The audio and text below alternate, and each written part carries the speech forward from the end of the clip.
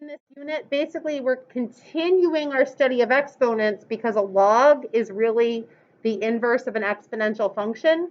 So it says you now have the basics related to exponential functions, but you do not have the algebra skill yet to be able to solve more complicated exponential functions. Think about it. If 2 cubed is 8 and 2 to the 4th is 16, what would x have to be to solve this? 2 to what power would give me 2.15, right? I can't figure out what x is. So if I have a perfect cube like 8, I know 2 cubed is 8. But if I don't have a perfect cube, how can I solve 2 to some power and get a decimal? So we need log functions because, I mean, we can't divide by both sides, right? This isn't multiplying by 2. This is exponential. So I need the inverse. Addition is subtraction, multiplication and division, square and square root. Exponential needs an inverse partner.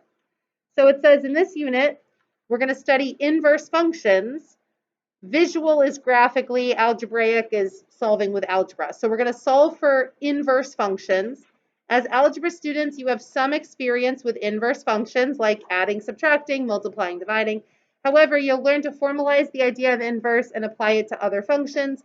Log functions will be introduced as the inverse of exponential. And you actually have a log key on your calculator that you've probably never used before. So it is an operation just like division, multiplication. So there's a log key right on your calculator, but we're not going to learn about using that until we get to Friday. So I put on here, today we're going to do 401 composition. I think I might be able to introduce logs to you as well. We're going to talk about inverse functions Thursday and log functions Friday. Monday, we're going to review what we did Wednesday, Thursday, Friday to take our first quiz on Tuesday. So we're going to do some stuff on composition, logs, and inverses. Quiz Tuesday. There are some homework assignments on here. So for 1, you'll have due Monday. For 2 is due Tuesday. For 3, we have no Thursday next week, right? For 4, my goal is to test on Friday the 19th. So that's before we get to that hectic Thanksgiving week when we only go Monday, Tuesday. So that way, Monday, Tuesday, we can kind of ease into the new unit, go over this test. If someone's absent, they'll have Monday to take it before that long Thanksgiving break. So if we need another day, we could always push it, but it ends nicely on a Friday this way. We could always cut out the team test if we have to, but you have this whole packet. So if you're gone, you can follow along. All right, so I wanted to show you what composition means. So if you can turn to 401, this is function notation. And you've probably never seen f of g of x before. I don't know where you would have seen that. Did you actually see it at the end of Algebra 2? Awesome. You did get to the logs? Okay. This little symbol is not a multiplication symbol. It's a composition symbol. F composed of G, or G composed of F. I like this over here better because G is inside the F function, and F here is inside the G function. So this here is taking a step back first. If I just asked you, what is F of 8? You would take this 8, plug it into the F function on the right-hand side for X. So let's do F of 8 first, just to practice function notation. So what is 2 times 8 plus 9? I should get a number as my answer. So what is 2 times 8 plus 9? 25. So we just got a number as our answer. So 25. So now do F of 2 and G of 7 the same way. So do F of 2 and then use the other function, G of 7, and we're just evaluating. All right, what'd you get for F of 2? Right, because 2 times 2 is 4, plus 9 is 13. We don't plug anything in on the left-hand side, only on the right-hand side, right? And then g of 7 comes out to be what? -1. So that's plugging in a number and getting out a number, an output. Now, D and E are a little bit different. On D, you're actually plugging in an entire function. So in this case, we're going to plug g of x, which is x minus 8. We're going to plug it into f of x, where we see the x. So we're going to replace this x. Instead of plugging in the number 8, we're going to plug in the function x minus 8. So I would have 2 times parentheses x minus 8 plus 9.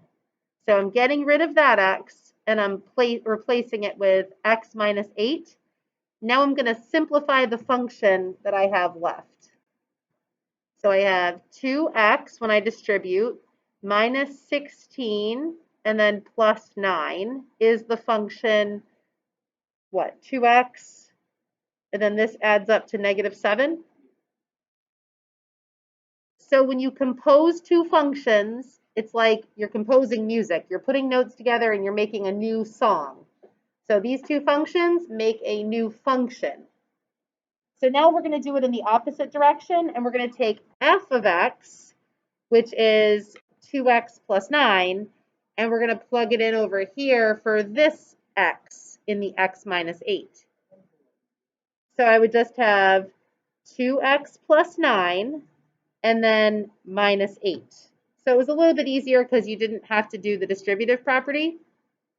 So simplifies to 2x plus 1. So now I want you to look, did those two functions come out the same? They didn't, right? So we're going to be talking about inverse functions.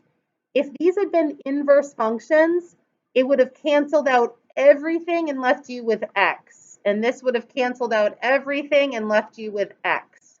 So the reason we're learning composition is to look for inverse functions. So these are not inverses of each other. So now let's do one more together, and then I'm going to have you try some guided practice to see if you understand how to do it.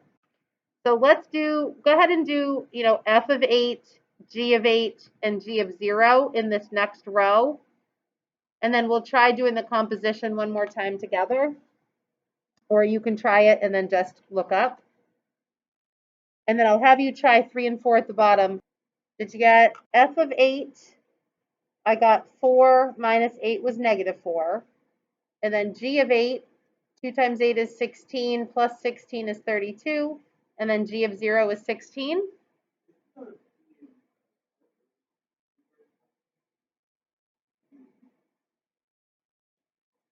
D and E. Where are you looking? Oh, here? Did you already do those? I didn't do them yet. Okay, so now I'm going to plug g of x inside x in the first function, right? See how g of x is inside? So I'm going to have 1/2, where x is, I'm going to write 2x plus 16. And then I'm going to continue writing the rest of the function. So 1/2 times x minus 8. So yeah, these do undo each other, because when you distribute the 1/2, what do you get? You get x plus 8, right, inside this function. X plus 8 minus 8 gives you x as your output. So the 2 and the 1/2 are undoing each other, and that 16 and -8 end up undoing each other with the half factored in. So these are inverses of each other. Even though you don't know what an inverse is yet or how to find it, these are called inverse functions because they just undid each other by composition. So let's try it in the opposite direction. For them to be true inverses, they also have to undo in the opposite direction. So I'm taking the g function, 2 times 1/2 x minus 8, and I'm adding 16, and this has to undo each other as well. And it does, right? Because I get x. Oh, wait a second. Yes, I do. Minus 16, x minus 16 plus 16 just leaves you with x. At first I thought it was a 4 for some reason. I don't know. Okay, so x and x, these are called inverse functions. All right, I'd like you to try evaluating and doing composition with on 3 and 4 for a couple minutes by yourself. And I'm going to, so I got that h of -2 becomes +4 because you're squaring a negative number, but that k of -2 is either undefined or no solution because you can't take the square root of -2. And then I found that when I plugged them into each other, I got x. So they are inverses, which we will learn about, and they undid each other. So I'll just put this one up too then. So then I got that f of 8 was 24. Does that look right? 2 times 8 plus 8. And then g of 8, I got 0 because I get 4 minus 4 is 0. And then those also ended up being inverses because they ended up canceling everything out. I got x and I got x. Is that what you got as well? All right. So I think on the same video, I'm just going to show you the 402 intro to logs because that'll help people who aren't going to be here too, just at least see what a log is for the first time together. This is actually quite easy when you get the hang of it because it's just your brain doing all those exponent powers that you've just spent a long time on. You've just never seen them written this way before. So the base of a log, 5, is really the base of the exponent. So like when we've been doing exponents, we've been saying 2 to the x and 2 is the base, or 5 to the x, 5 is the base. So in this case, this is the base of the log. So it's going to be the base of your exponential expression.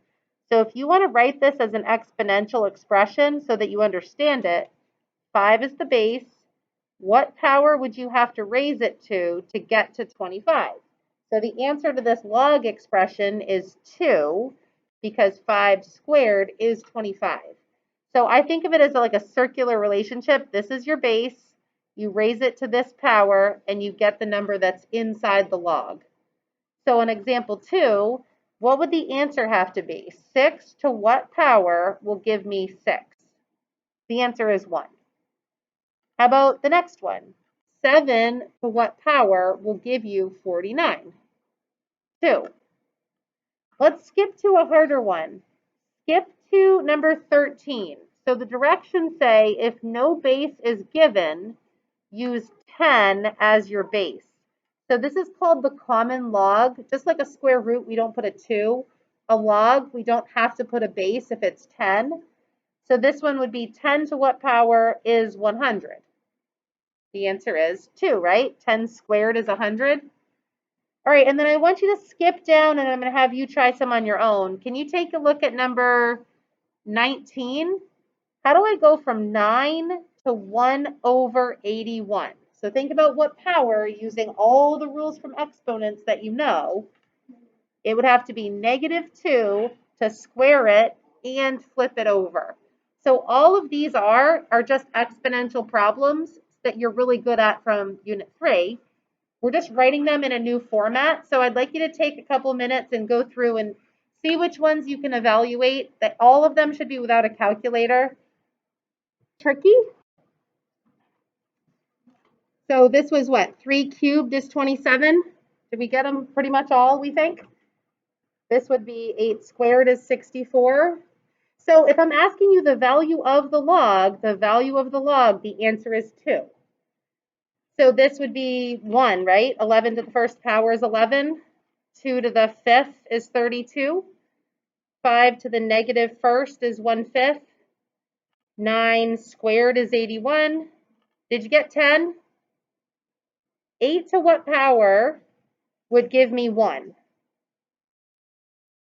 So if I rewrite it in exponential form, 8 is the base. Raise it to what power to get 1? 0.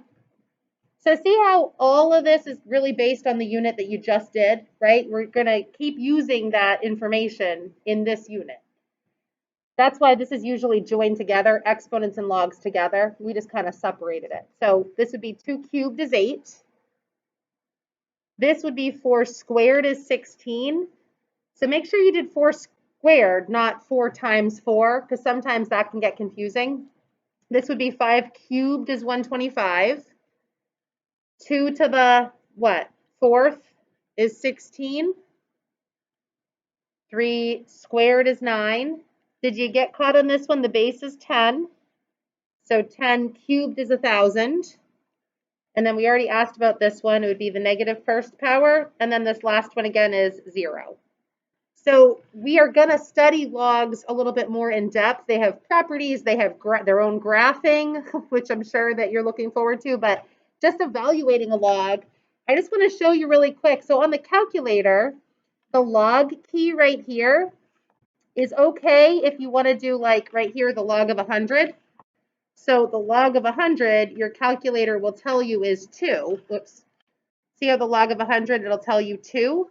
But you can't just type in a base 4 log. So if I just type in the log of 16, it's going to tell me 1.204 because it thinks that the base right here is 10.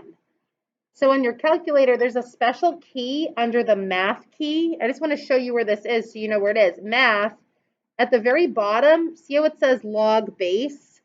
It allows you to change the base of the log to anything you want.